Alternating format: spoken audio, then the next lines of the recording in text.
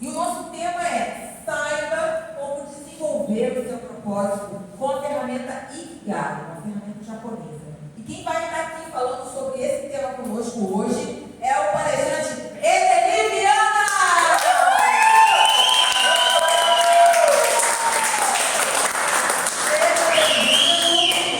O palco é seu.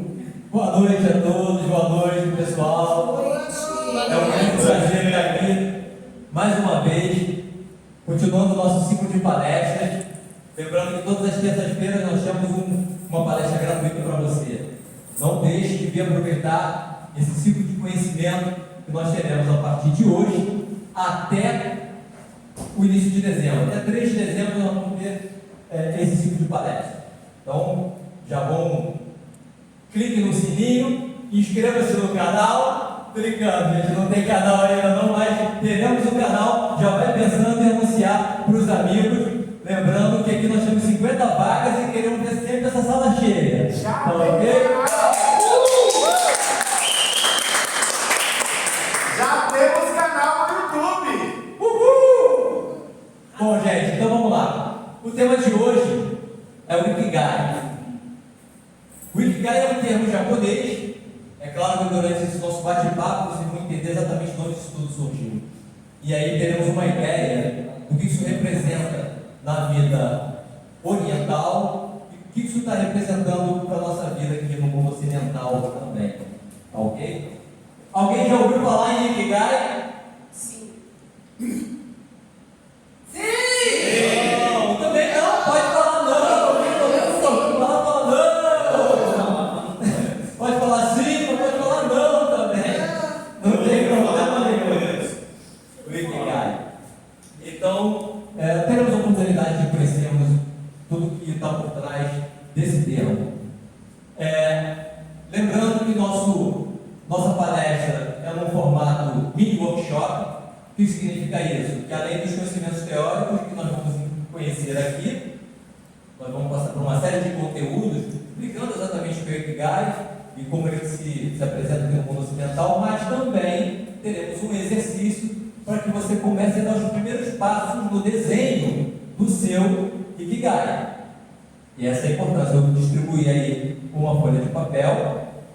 Parece que nem todos ainda receberam, mas vamos ver. Quem não recebeu, levanta a mão. Opa! Então aqui nós temos a folha de exercício. E essa folha de exercício vai ajudar ao longo da nossa palestra, obtendo os conhecimentos necessários a respeito do Ikigai, começar a dar os primeiros passos a escrever o nosso Ikigai. Esse é o objetivo. Bom, Ikigai, como eu falei, ela é uma junção de 2 palavras japonesas, nós vamos ver aqui, mas o tema da palestra é Ikigai desenvolvendo o seu propósito profissional e de vida. Na verdade, é ou de vida. Não necessariamente você precisa desenhar o seu propósito profissional ou o seu propósito de vida baseado nos conhecimentos. Você vai poder desenvolver ambos. Inclusive, em todos os âmbitos da sua vida, você vai poder desenhar o seu propósito, inclusive propósitos espirituais. Bom, como eu sempre começo as minhas palestras, os meus treinamentos, trazendo a palavra de Deus, que é o nosso manual de vidas, e como eu falei em palestras anteriores, eu vou repetir aqui mais uma vez, a palavra de Deus, que é a Bíblia Sagrada, ela contém toda a receita, todos os mandamentos, todos os passos e princípios para a nossa vida natural. Então, se você teve a oportunidade ou não teve a oportunidade de ler a Bíblia Sagrada, ao lê-la, você perceberá que tudo que você precisa para viver esse mundo natural, você encontrará lá. Já tem todos os ensinamentos que você necessita. Aqui nós estamos falando de propósito, e olha o que a palavra de Deus fala então sobre propósito. Vamos lá. Porque Deus nos escolheu nele antes da criação do mundo, para sermos santos e irrepreensíveis em sua presença. em amor nos predestinou para sermos adotados como filhos, por meio de Jesus Cristo, conforme o bom propósito da sua vontade. Esse texto está em Efésios 1, capítulo 1, versículos 4 e 5. Então, pegando a sua Bíblia, na carta de Paulo aos Efésios, você encontrará lá o primeiro capítulo, capítulo 1, os versículos de 4 e 5, você encontrará essa passagem. E ele está falando aqui exatamente de propósito. É um propósito que Deus tem nas nossas vidas, a vontade de Deus, o sentido que Ele tem para a vida dele, que alinha-se com o propósito que Ele tem, com o sentido que Ele tem para a nossa vida. O que nós vamos ver é exatamente isso aqui. O que é propósito? O que é Ikigai? Ikigai se confunde com a palavra propósito. É que o japonês, ele tem ele sempre tem ele sempre junta palavras para formar uma palavra maior, um sentido maior. Então, o Ikigai não é uma única palavra, é uma junção de duas palavras que formam uma palavra com um sentido maior. Esse é o objetivo. Nós simplesmente falamos propósito.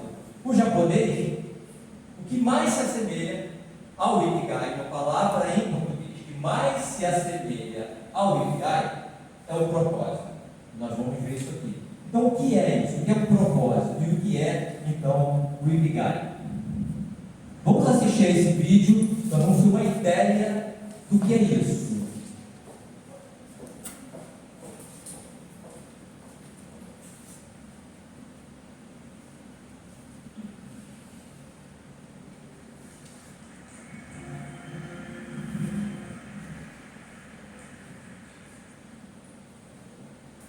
Quando você decidiu que era tarde demais para correr atrás dos seus sonhos? Eu decidi, gente, que era tarde demais quando eu tinha 28 anos. Parece loucura, né? Mas como uma jogadora de vôlei, ainda mais em 2008, 28 anos já era uma idade considerável na minha cabeça. Eu tinha acabado de ser cortado da seleção brasileira para as Olimpíadas pela segunda vez. A primeira vez que isso aconteceu, em 2004, eu fiquei chateada, mas me abalei tanto porque eu tinha jogadoras muito mais experientes que eu, mais bagagens, então fazia sentido que elas fossem as escolhidas e eu não. Eu ainda era uma jogadora jovem que prometia muito e eu sabia que meu tempo ia chegar. Por isso, eu dei o meu melhor antes das próximas Olimpíadas. Treinei sem parar. Eu joguei com vários times diferentes, disputei e ganhei todo tipo de campeonato.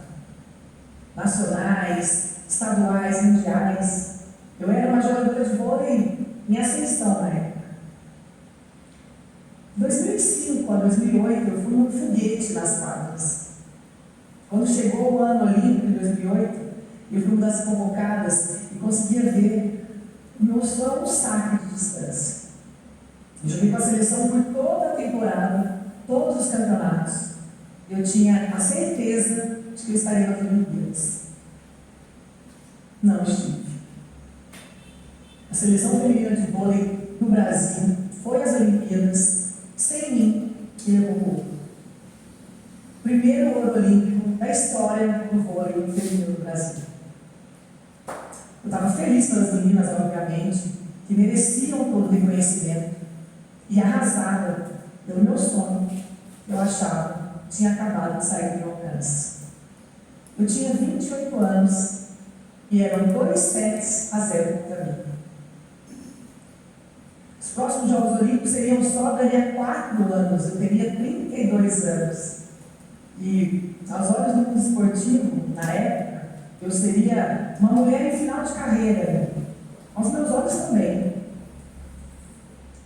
Eu queria poder olhar nos olhos da Carol, de 2008, que estava devastada por aquele corte, e lembrar a máxima do esporte. O jogo só acaba quando o juiz apita. Isso se aplica, gente, ao que acontece dentro de quadra e ao que acontece fora de quadra também. A idade não é um marcador de capacidade.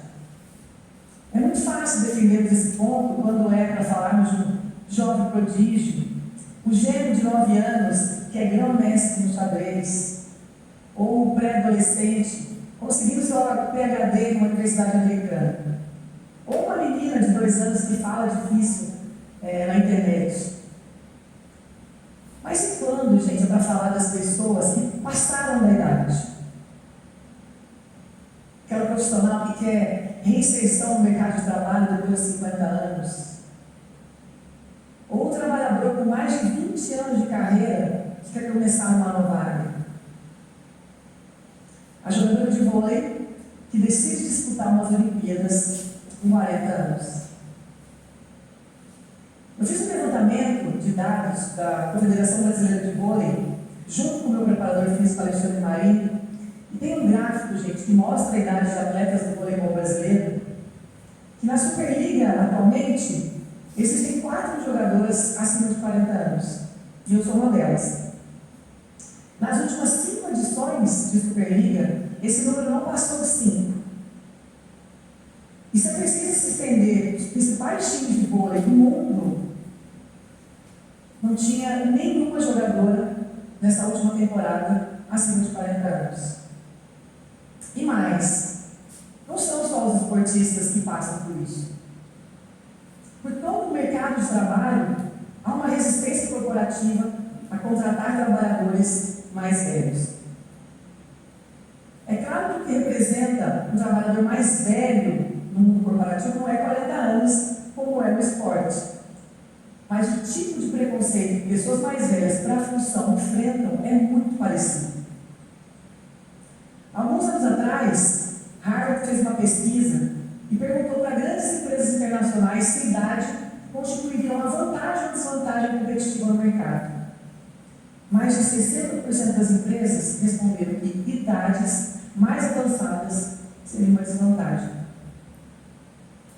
Isso também acontece no Brasil. Segundo dados do IBGE, o desemprego entre pré-idosos de 55 em diante aos idosos avançados, 80 em diante, subiu de 18,5% em 2013, 40% em 2018.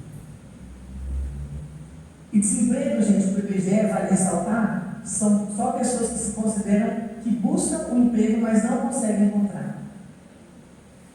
Há um preconceito amplamente difundido na nossa sociedade que diz que trabalhadores mais velhos são menos eficientes e, portanto, devem ser substituídos por mão de obra nova. Na visão do mercado é assim. Não dá para ensinar grupos novos a um cachorro velho. Não é assim, né, gente? As pesquisas, por outro lado, nos mostram diferente. Não há relação direta entre envelhecimento e perda de produtividade. Muito pelo contrário. Conhecimento e expertise, elencados como 2 dos principais indicadores do trabalho, só crescem com o tempo. Isso não quer dizer que trabalhadores de idades diferentes não tenham fraquezas e forças diferentes, mas quer dizer que a idade em si não é um fator de desempate. Um dos maiores exemplos de como isso é impactante, o fato de pessoas acima de 40 anos terem 3 vezes mais chances de terem uma startup de sucesso do que as pessoas abaixo dessa faixa etária.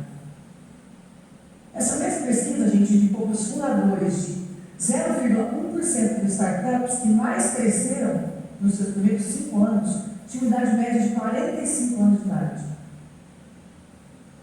E mais ainda, pesquisas indicam que a mescla de idades das mais avançadas, as mais jovens, em um mesmo grupo de trabalho, é capaz de tornar empresas muito mais produtivas. E não só as empresas.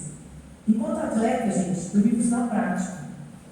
Sim, um atleta com 40 anos provavelmente vai ter menos energia do que um atleta de 20 anos. Mas vai ter mais experiência em como canalizar essa energia para gerar mais resultados. Um atleta de 40 anos talvez não se recupere mais tão rápido quanto uma jovem com menos experiência. Mas ela vai saber, vai ter aquela experiência de como cair, como se levantar, poupar as energias gastas desnecessárias em treinos e jogos. E ela pode transmitir essas experiências para as colegas mais jovens e criar um time muito mais equilibrado e calibrado. Sim, gente, a idade é uma carga que levamos com a gente. E a carga fica mais pesada a cada ano. Eu sinto isso na pele. Mas é também uma fonte de experiência, de aprendizados, de motivação. E isso não se limita apenas às quadras. Eu tinha 40 anos quando eu disputei minha primeira Olimpíada. Antes de ser convocada, eu tive que me desafiar além de todos os limites que eu havia imposto. Eu descobri que eu ainda era aquela jogadora que tinha muito a dar no voleibol, que estava num ótimo momento, apesar da idade. Quer dizer, não apesar da idade, mas por causa dela. Eu atingi meu auge não só de experiência, mas de desempenho, depois de passar da idade. A idade fez com que eu parasse de ser só uma jogadora de vôlei e finalmente me tornasse uma atleta. Uma atleta digna de pódio. E isso tem uma grande diferença.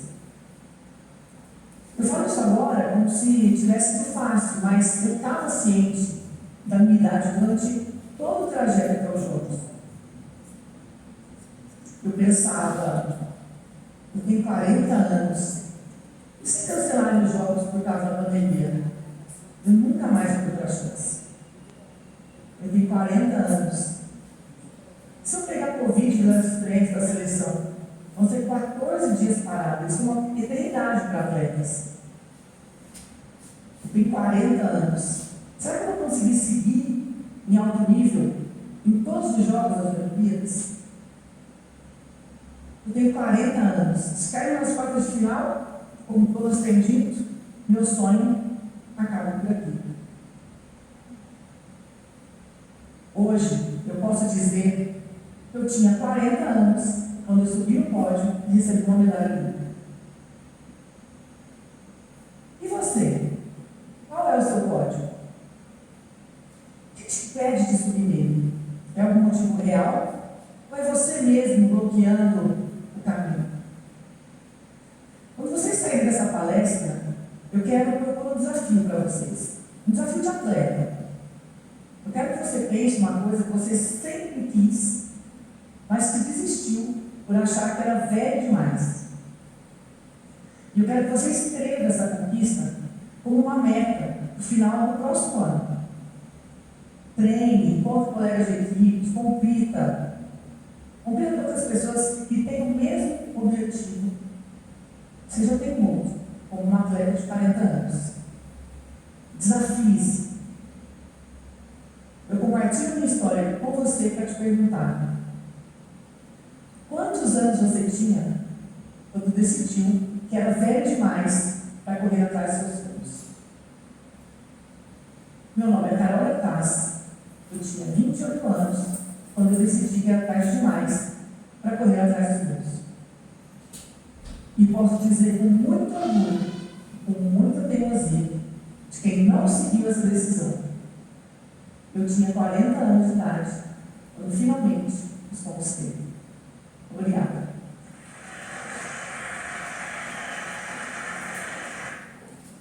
Bom, essa como ela falou, Carol Gataz, jogadora de vôlei da seleção brasileira, ela conquistou medalha de prata nas Olimpíadas de Tóquio em 2021, depois de 40 anos.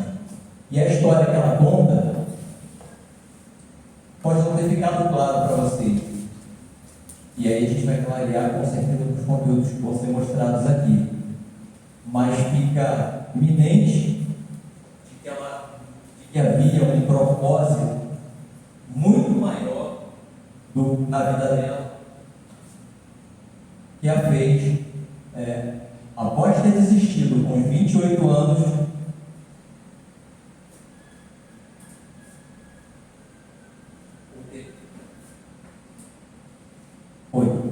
ou ter pensado em desistir aos 28 anos, força suficiente para que ela pudesse alcançar o tão almejado sonho de ser uma medalhista olímpica. Isso é propósito.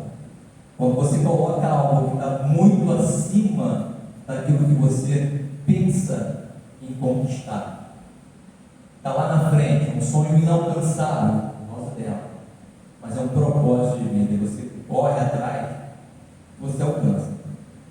Isso é um propósito. Normalmente nós vamos ver o que o propósito deixa, mas já de cara a gente vai ver que ela deixou aí uma herança, tanto para o povo brasileiro, para os torcedores dela, quanto para os filhos dela, netos e a família dela. Ela deixou um legado, e a gente vai entender isso agora. Bom, continuando então nossa palestra, quando uma pessoa encontra um propósito, ela descobre maneiras de permanecer motivada e seguir no cumprimento dessa missão. A gente vai entender essa diferença de missão, objetivo, propósito, legado, enfim. No entanto, de acordo com a consultoria McKinsey & Company, 85% das pessoas acreditam que possuem um propósito individual, propósito pessoal. Mas apenas 65% delas sentem que estão atuando em favor disso. Ou seja, na mente dela, no consciente dela, talvez até no inconsciente dela, ela entende ter um propósito de vida. Mas o que ela faz para alcançar esse propósito? O que a motiva para isso? Ela não encontrou, ou seja, dos 85% acreditam ter propósito, significa que 15% nem propósito tem na vida. A gente fez um estudo anterior mostrando que propósito profissional, as pessoas trabalham nas empresas, têm os seus trabalhos, suas vidas profissionais, e 60% delas trabalham naquilo ao qual sonhou na vida, ao qual é o seu propósito de vida. Então, na vida profissional é muito pior do que isso ainda. Mas 65% não fazem nada para alcançar. Um estudo publicado na revista Forbes, uma revista de gestão, diz que somente 8% das pessoas conseguem realizar seus objetivos, ou seja, alcançar os seus propósitos. Isso quer dizer que de 100 pessoas, somente 8 conseguem. Já as 92 ficam somente na fase de suas intenções, sonhos e ilusões. Isso é muito grave. Tem muita gente querendo coisas, mas não andando para frente, dando passos para frente para conseguir. Então, a cada 100 pessoas, apenas 8 dizem conseguir alcançar ou realizar seus objetivos. Ou seja, colocam isso acima da sua própria vontade. Olha o menino frustrado aqui. Tem mais estatística para a gente entender isso aí. Tá? Da mesma forma que na palestra anterior, fiquem à vontade, se quiserem anotar, mas eu vou mandar para vocês também toda a literatura que foi trazida para essa palestra, bem como os slides dessa palestra, tá? Vão ser passados para vocês. Bom, 95%, sempre aperto o botão errado, 95% dos entrevistados, foi feita uma entrevista, e essa aqui foi a... Oh meu Deus, tem no final ali, eu não estou lembrando agora que revista é essa, mas na verdade foi a Sodexo, uma empresa de tipo Mercado Livre, a Sodexo. Ela fez uma pesquisa dentro do seu campo de atuação, das pessoas que ela faz entregas e tudo mais. Nessas entrevistas ela mapeou que 95% das pessoas entrevistadas têm um propósito de vida. Ou seja, foi um pouco maior do que a revista McKinsey, que é uma revista americana. Aqui a Sodexo fez essa entrevista no Brasil. Ok? Então 95% tem um propósito de vida. Mas isso é também interessante a gente falar. Se você perguntar para qualquer pessoa se ela tem um propósito de vida, é igual perguntar para uma pessoa se ela acredita em Deus. Muitas delas vão falar, eu acredito. Se perguntar para uma pessoa, você tem uma religião, talvez você encontre essa mesma estatística, 95% delas têm uma religião. Mas aí você pergunta, você pratica, você já foi? E a pessoa fala, não, enfim, aqui também tem um propósito, qual é? Não sei, mas enfim, quando você pergunta, a pessoa respondeu, a gente tem que ser fiel às estatísticas e fazer essa anotação. Mas quando você pergunta se ela está feliz com o trabalho atual, aí no caso um propósito específico de vida profissional. E aí, dessas 95% das pessoas, 64,1% dizem que sim, e 35,9% dizem que não. Então vamos imaginar que 95% representa 100 pessoas, a gente tem essas 100 pessoas, 64 dizendo que estão satisfeitas com o trabalho atual, estão felizes, e 34 não. Então, as empresas têm 34 pessoas de cada 100 insatisfeitas daquilo que fazem. Ou seja, estão lá insatisfeitas. Aí você tem 53,8% dizendo que estão conectadas com o seu trabalho. Essas mesmo 95%, tá? E 84,4% dizem que contribuir para a melhoria de vida, para a sua própria melhoria de vida. Ou seja, elas fazem algo em prol de melhorar de vida. Elas estão buscando melhorar. E aí você tem algumas outras estatísticas menores. Por exemplo, gosta de fazer? É a pergunta. Ou seja, aquilo que ela faz no trabalho, perguntaram se ela gosta de fazer. 73% dizem que sim, 67% dizem que não. É com umas vírgulazinhas, vou falar sempre arredondando para ficar mais fácil para a gente entender, né? Qual é a outra aqui, ó? Traz. O quê? Traz. Caramba, tá tão ruim de ler. Tá ruim de ler. Aqui também está bem pequenininho. Tá, né? Tá pequeno mesmo, mas tá rosa, aí ficou ruim de ler. Quer que apague a luz? Apaga lá para mim, fica melhor, com certeza. Nem de óculos eu estou conseguindo. Agora melhorou. Traz benefícios para a sociedade. Pronto. O que você faz traz benefícios para a sociedade, então você tem 37% dizendo que sim, 31% dizendo que não. Aí você tem. A empresa se preocupa com a minha saúde física e mental? A empresa se preocupa com a minha saúde física e mental? Aí você tem 16% dizendo que não, que sim, e 52,2% dizendo que não. Ou seja, a empresa não está preocupada com isso. Enfim, depois vocês vão receber, vão ler essa estatística com mais calma, mas você vê o que acontece com as pessoas dentro das empresas. Você tem uma pesquisa corporativa, para a gente ver quantas pessoas não estão vivendo os seus propósitos dentro das empresas. E ainda assim, aquelas que vivem o seu propósito, eles não estão felizes com aquilo que fazem. Ou seja, conseguiram conquistar aquilo que tanto almejaram, mas quando chega no local onde ela vai trabalhar, seja por diversos motivos, pela empresa não dar o devido valor, pelos colegas de trabalho não ter um bom relacionamento com os colegas de trabalho, enfim, uma série de coisas fazem você se desmotivar e se desviar do seu propósito de vida. Ou se desanimar com ele, ou estar feliz com ele.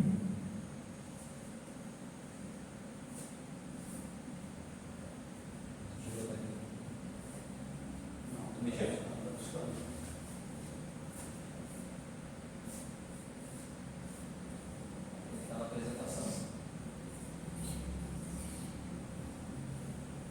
Aquele botãozinho embaixo.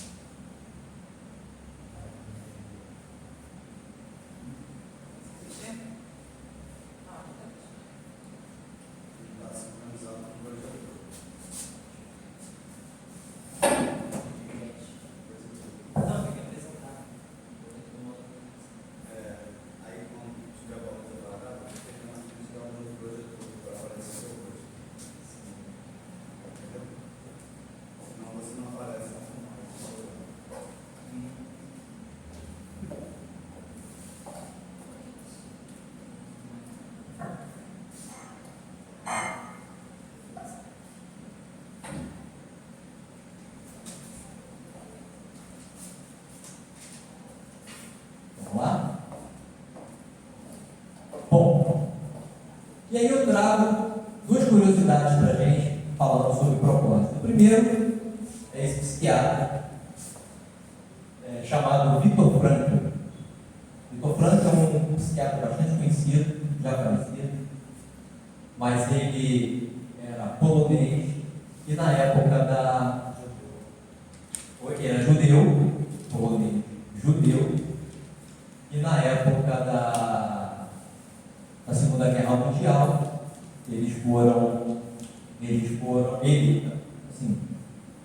muitos países foram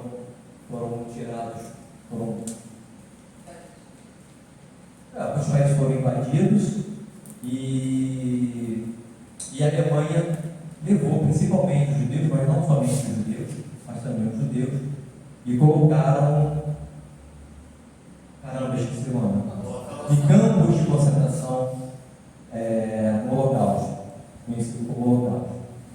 E o Vitor Franco foi um deles. Ele e toda a família, esposa, pai, mãe, filhos, em si, toda a família. E ele passou por todos os campos de concentração. Esse livro conta exatamente essa história.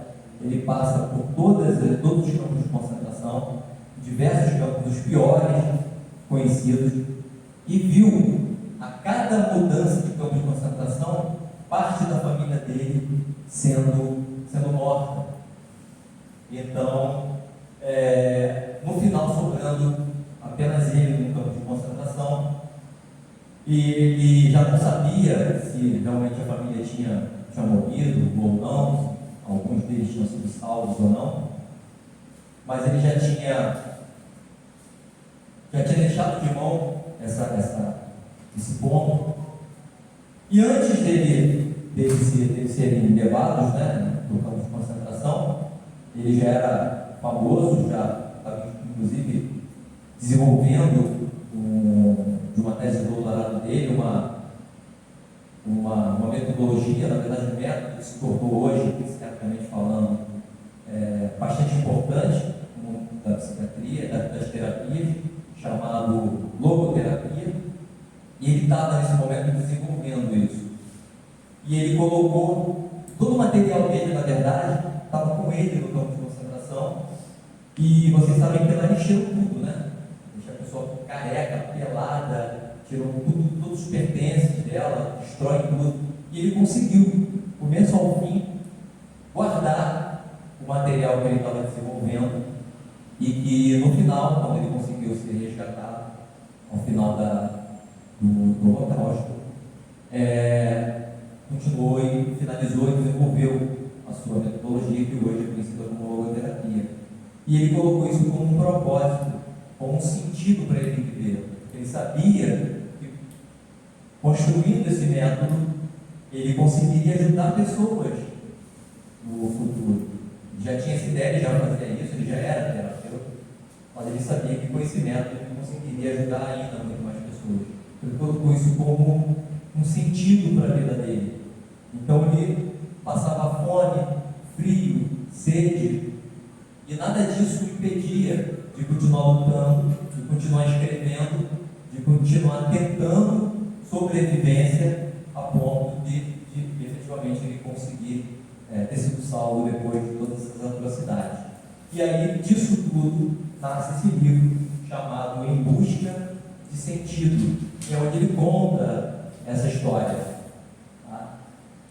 Então, a abordagem que ele traz é a abordagem da logoterapia, que foi o deu sentido para ele, um método terapêutico, princípios de vida que ele desenvolveu a partir disso, estando lá naquele local, que a liberdade de escolha, que se tornou um princípio. Lá ele não tinha liberdade de escolha, mas ele teve uma única liberdade, que era na mente dele, de estar livre. Lá ele estava preso, mas a mente dele estava livre. Então isso foi uma liberdade de escolha. Ele não tinha materialmente falando que ele estava preso, ele apanhava, ele passava frio, roubava as coisas dele, enfim, mas ele tinha uma escolha, e essa escolha, ele fez essa escolha, ele optou por essa escolha, de cumprir o propósito dele. Vontade e sentido é um princípio. Com certeza, se ele não tivesse um sentido, a vontade de cumprir esse sentido, ele teria desistido como muitos desistiram. Encontrar um significado mesmo nas situações mais difíceis. Então, isso são princípios que ele traz no livro dele para mostrar a ideia do Viktor Frankl em busca do sentido que ele tinha para a vida, esses são princípios. E tem uma frase que é trazida no livro que diz o seguinte: quem tem um porquê enfrenta qualquer como. Esse texto aparece muito na internet.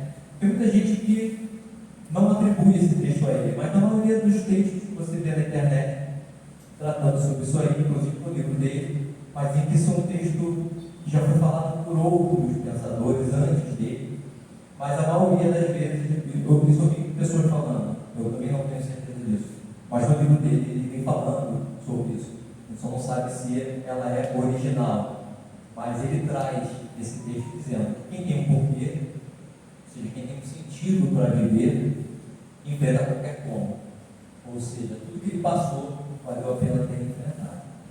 Então, esse livro, vocês também vão ter disponível para vocês conhecerem, que mostra exatamente esse passo a passo da vida inteira do Viktor Frankl num campo de concentração em busca do seu sentido. Então, onde vem o Ikigai? O Ikigai, ele é original, na verdade, a palavra é original japonesa, mas o termo e a ideia do que é o Ikigai propriamente dito, ele é originário de uma ilha no Japão, chamada Ilha de Okinawa. Nós vamos ver aqui o desenho dela. Inclusive, eu vou fazer uma live sobre o propósito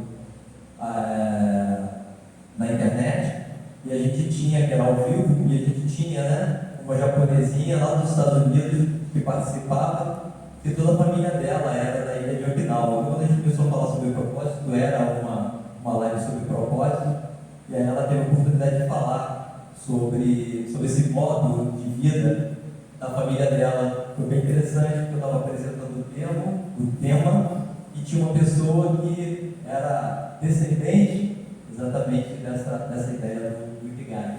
Então está aqui, ó. O Ikigai significa Iki, vida, e Gai, razão ou propósito. O Ikigai, então, é a razão, o sentido, a razão de viver. Por quê? É o propósito. Então, propósito de vida, juntando duas palavras, dá exatamente propósito de vida, significa o Ikigai. É um texto tirado do livro Ikigai, a forma como os japoneses são felizes. Esse texto também vai estar no final para vocês. E o texto diz o seguinte: uma das coisas mais surpreendentes de se notar ao viver por algum tempo no Japão é como as pessoas continuam ativas, inclusive depois de se aposentarem. Aqui a gente pensa em aposentar e acabou a vida, né? Alô, alô? E acabou a vida, né? Agora eu vou viver. Alô? 1, 2, 3. Bom, vou viver só. Eita, alô, alô. Alô, 1, 2, 3, acho que essa fita está indo embora. Alô?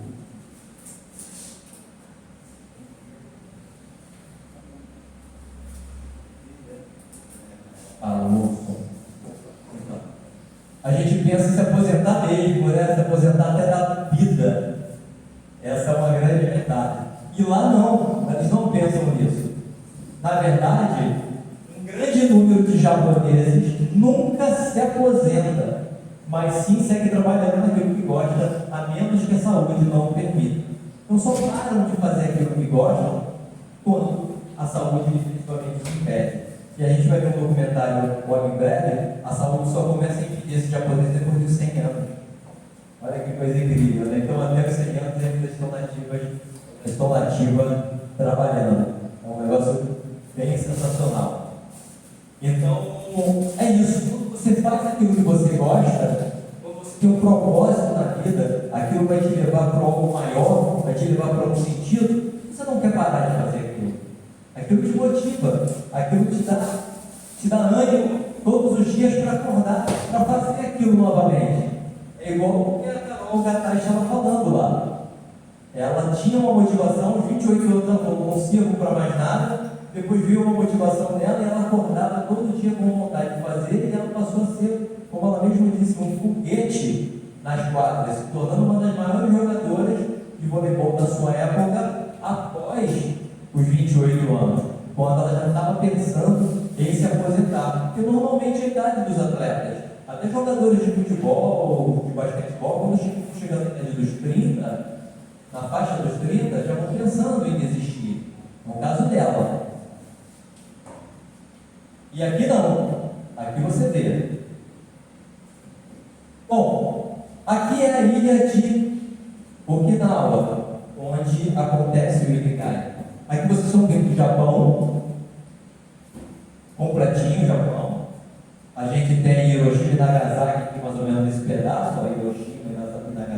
estourou a bomba H na Segunda Guerra Mundial, foi tudo destruído. E aqui, ó, esse pequenininho aqui é Okinawa. Inclusive, na Segunda Guerra Mundial, Okinawa serviu de base militar para os americanos. E foi muitas vezes a partir dali que eles fizeram incursões contra o Japão, contra outros países aliados do Japão, no caso União Soviética, entre outros, a própria Alemanha, a partir dali. Então essa é a ilha de Okinawa. Está aqui a ilha de Okinawa separada. A despeito do que a gente acha, que o Japão é frio, muito montanhoso, quase não tem espaço terreno para plantar, para fazer nada. Okinawa é diferente disso tudo. Okinawa é como se fosse a Austrália. É um país com águas limpas, com águas cristalinas, com águas quentes, com local para você plantar. É um local completamente diferente. As pessoas que visitam Okinawa, no Japão, dizem que é um outro lugar, aquilo não é Japão. Inclusive o modo de vida do okinauense, que eu acho que é assim que se fala, é diferente do estilo de vida do japonês tradicional. E 5 pilares, ou 5 princípios, tirados daquele livro da vida do okinauense, do Ikigai. Primeiro, começar pequeno. Então a gente não começa querendo o nosso propósito, um propósito gigante. A gente começa pequeno, começa pensando em pequeno, começa planejando pequeno.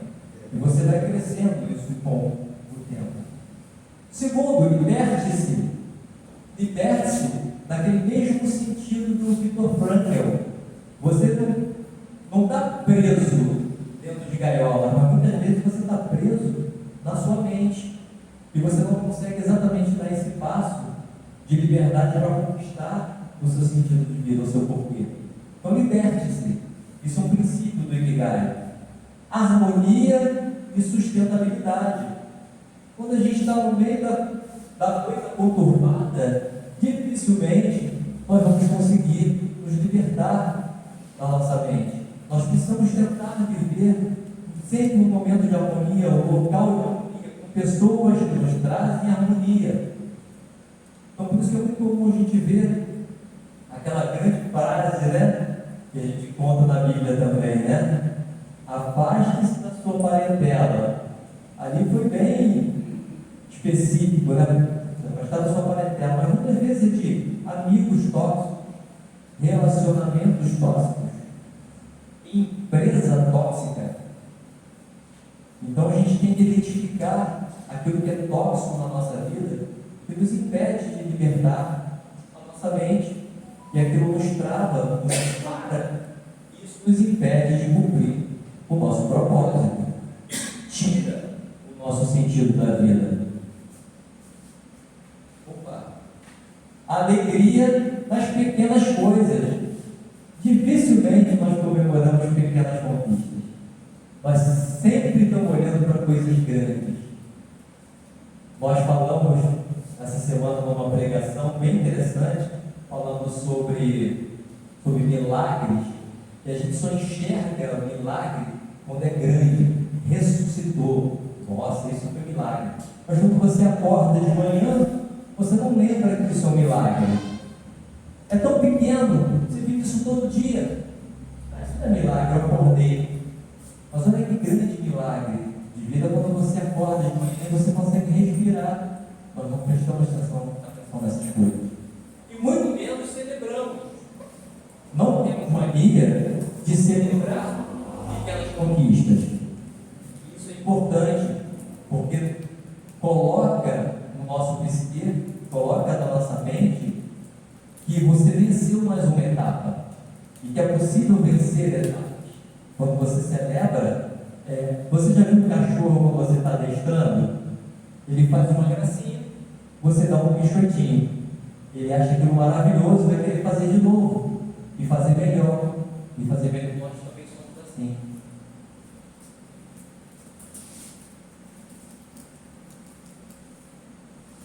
Quando nós celebramos, nós colocamos no nosso cérebro exatamente essa recompensa de que vale a pena conseguir, que vale a pena tentar, que vale a pena dar um passo à frente, que vale a pena fazer coisas, que vale a pena tomar atitude, que vale a pena mudar pensamentos, atitudes, ações, comportamento, vale a pena, porque toda vez que isso acontece, você está sendo recompensado. Só que você tem que ser generoso com você mesmo. E não pode esperar que pessoas te agradem, que te deem um biscoitinho, que te dê a razãozinha. Você tem que compreender que tudo aquilo que você faz é importante. E aí você precisa se recompensar. Você precisa celebrar as suas pequenas conquistas. E quando você faz isso, você se prepara para novas conquistas. Quando você é fiel, já ouviu essa frase em algum lugar? Quando você é fiel nas coisas pequenas, você está pronto para receber as coisas grandes. Isso é com você mesmo. Olha que grande lição que o nosso mestre já nos deu há mais de 2000 anos atrás. Nós não prestamos atenção nisso. Estar aqui e agora. Quantos não ficam pensando no que já passou? Eu fui isso, eu fui aquilo, né? Há 20 anos atrás eu fui um palestrante que viajei o Brasil inteiro. Eu fui, acabou, passou, eu tenho que ser agora. Agora eu tenho que palestrar, tenho que fazer o meu melhor, tenho que viajar o Brasil inteiro, pisar o mundo novamente. Foi bom, ganhei um grande aprendizado, mas olha só que coisa interessante. Eu entrei aqui no primeiro dia para dar essa palestra como se fosse o primeiro dia da minha vida. Do que restou para mim esses 20 anos de experiência? Nada, eu tive que começar novamente do zero. Então não adianta a gente viver no passado, vale a pena a gente pegar as lições aprendidas e a partir daí você tentar melhorar. Mas se você ficar achando que você foi e não tentar ser agora, estar no presente, você vai ficar lá atrás. Se a Carol continuasse nos 28 anos dela achando que ela não poderia ser uma jogadora de vôlei, ela teria encerrado a sua carreira aos 28 anos. O que moveu ela foi o presente. Ela jogar cada dia melhor. E ela chegou no resultado, conquistou o seu propósito de vida, que era subir ao pódio. Nós também podemos subir no pódio quando nos encontramos no aqui e no agora. Os japoneses são o povo que mais vive em todo o planeta. E além de comer muito atum, eles têm um outro segredo. A chave está em um jeito de ver a vida muito típico dos orientais. Mas qualquer pessoa pode aplicar. Paisagens deslumbrantes, numa ilha cheia de praias de águas transparentes. Preservação da cultura, alimentação natural e muito esporte. No meio disso tudo, velhinhos que chamam a atenção pela saúde. Esse lugar existe. Okinawa é a maior ilha de um arquipélago que fica ao sul do Japão. A cidade tem uma das maiores populações centenárias do planeta e as menores taxas de doenças crônicas. Esses velhinhos são estudados por universidades de diferentes países e os pesquisadores intrigados tentam entender o que essa comunidade faz para viver por tanto tempo e tão bem. A resposta pode estar numa filosofia conhecida como Ikigai, que podemos traduzir como razão de viver. Você já pensou se tem alguma coisa que te faz levantar da cama toda manhã? Agora, todo dia, com algum objetivo que fala, não, hoje eu tenho que colocar o meu empreendimento, vamos dizer assim, nos trilhos. E que tal você amar o que faz? Quando você ama, você entende o que você faz. Quando você não ama, pode ter tudo, mas não te preenche. Ter um dom e saber usar esse dom. Eu trabalho na área da saúde e nos meus intervalos eu adoro cozinhar, cozinho, então eu acho que isso te traz paz. Fazer Fazer o bem para outras pessoas pode fazer bem para você também. Eu sou produtor de orquídea, eu cultivo na minha casa, na minha estufa, o que florir eu vou trazer aqui para vender. A pessoa pede explicação, acha bonita, em vez de eu agradecer elas comprando, elas me agradecem, sabe? Obrigada e tal. Isso eu adoro isso. Essas pessoas praticam, mesmo sem saber, a filosofia do Ikigai, muito difundida em todo o Japão, país com a maior expectativa de vida do mundo. Todos têm um Ikigai próprio. E para que elas se vivam bem, né, tenham essa longevidade, todos têm que praticar esse Ikigai. Para os orientais, ter um Ikigai é ter um propósito. Para se entender melhor como descobrir o Ikigai de cada um, existe uma representação geométrica que pode ajudar. Primeiro, é preciso saber o que você ama. O próximo passo é identificar o que você faz bem. Depois, o que exatamente você faz bem e pode ser remunerado por isso. Por fim, aquilo que você pode fazer e que vai trazer algum impacto positivo para outras pessoas. A interseção dessas 4 coisas, que podem ser simplificadas por paixão, profissão, vocação e missão, resultam no Ikigai de cada um. Algumas pessoas nascem sabendo exatamente o que querem ser. Eu pegava a vassoura da minha mãe e enchia no chão. E pegava a panela da minha mãe, colhia as tampas, furava com prego. Você criava um cara com vassoura, batia. Você estava na cama assim, da minha mãe, no mercado trabalhando, e aí, pô, eu não tinha diversão, não era isso, era um ato de esconde-esconde, mas então não tinha o que fazer. Aí, com aquele isso que fazia esse cenário assim, pegava a minha mãe assim, pô, e a furada da minha panela, tudo, dirigir onde não quer. O menino cresceu e virou motorista. Desde sempre, seu Luiz sabia o que queria fazer. Aí eu quando me dirigia que nem meu filho. Não tem uma outra explicação. Seu Luiz exerceu esse dom durante 45 anos. Na empresa, o sorriso largo sempre foi a marca dele. Chegou no dia de ônibus e eles falaram para mim assim, eu queria ter essa alegria que você tem. Aí eu falei para ele assim, eu queria o dinheiro que você tem, o que você acha? Aí ele me falou uma coisa que marcou, ele falou para mim assim, eu tenho dinheiro. Rodei o mundo inteiro, mas eu tenho dinheiro, não consegue tirar, que você tem a sua alegria. Ele nunca tinha ouvido falar de Ikigai, mas mesmo sem saber, sempre seguiu os preceitos à risca. Ikigai? Primeira vez. Nunca ouviu falar. Ikigai é uma filosofia japonesa que diz o seguinte: a felicidade vem de você fazer o que você gosta. Certo. E por mais que você não conheça Ikigai, você está aqui manifestando plenamente essa filosofia pra gente. A sua vida fazendo o que gosta, né? Eu tenho, assim, meu orgulho. Sempre um propósito, Para essa psicóloga, as escolhas ajudaram o seu Luiz a construir um propósito. que motiva, né? Se não tiver um propósito, por que você sai da cama, né? Por que você sai, se alimenta, toma banho, sai fazer uma atividade física, vai trabalhar, se reunir, né? A maior motivação da Dona Sumiko é conviver com os amigos. Não é? A gente conversa com um monte de gente, desembaraça.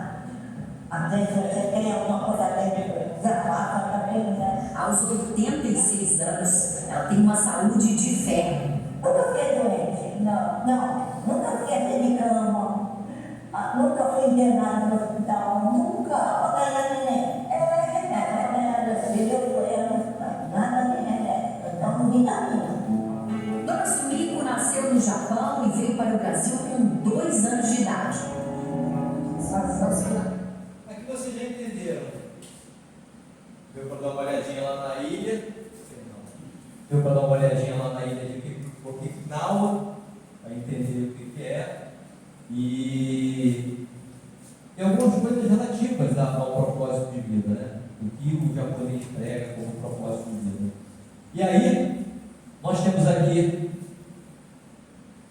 Legado, propósito, missão, objetivos e metas. Nós conseguimos achar isso aí na internet, em muitos lugares, como a mesma coisa, como sinônimos. Objetivo, sinônimo de meta, de missão, mas existe uma peculiaridade em cada um deles, e essa escada que eu coloquei aqui para vocês mostra exatamente o que diferencia cada uma desses termos, para a gente poder entender. Fica mais fácil, didaticamente, fica mais fácil a gente entender cada separação, cada palavra dessa, o que significaria nessa escada em busca do propósito. Então, eu quero chegar no meu propósito. Meu propósito de vida, aquilo que é maior, que é amplo, o sentido que eu tenho para a minha vida, que está aqui, nessa porta. Só que para chegar nessa porta eu tenho uma caminhada, eu tenho um processo, eu preciso seguir algumas etapas. E aí eu dividi essas etapas em fases, onde eu tenho a primeira fase, é aquela fase que você está, então você dá o primeiro passo. Nós estamos chamando essa fase de objetivo. Eu preciso atingir um determinado objetivo para chegar até o meu sentido, o meu propósito. E aí, para atingir esse objetivo da primeira fase, eu vou cumprir, eu preciso subir alguns degraus. Cada degrauzinho desse é uma meta que eu vou batendo no caminho. Então, o meu primeiro objetivo, eu preciso cumprir 7 metas. Primeira meta, segunda e tal. Quando eu cumpro essas 7 metas, eu atinjo um patamar das metas, atingi o meu primeiro objetivo e vou cumprir o meu segundo objetivo. Pode ser que o seu propósito já esteja aqui nesse patamar, mas muitas vezes não, é muito maior que isso. Então, eu preciso cumprir muitos passos, eu preciso subir muitos patamares até alcançar aquilo que é maior. Por isso, eu vou ter essa escada gigante. Mas vamos lá, eu consegui chegar aqui nesse objetivo. Mas cada degrau desse aqui é motivo para celebrar. São aqueles pequenos feitos, aquelas pequenas conquistas que eu vou tendo ao longo do caminho que eu esqueço de celebrar. Então, eu vou celebrando a cada degrau, porque é difícil sair da inércia. Pode parecer fácil, mas é difícil sair da inércia. Quando você toma a decisão, ela é mental, mas para o seu cérebro comandar o seu corpo para dar o primeiro passo, não é fácil. Realmente é bastante difícil. Então, você precisa celebrar isso. Fazer uma festa, inclusive, se for o caso. Chamar os amigos para comemorar. É importante.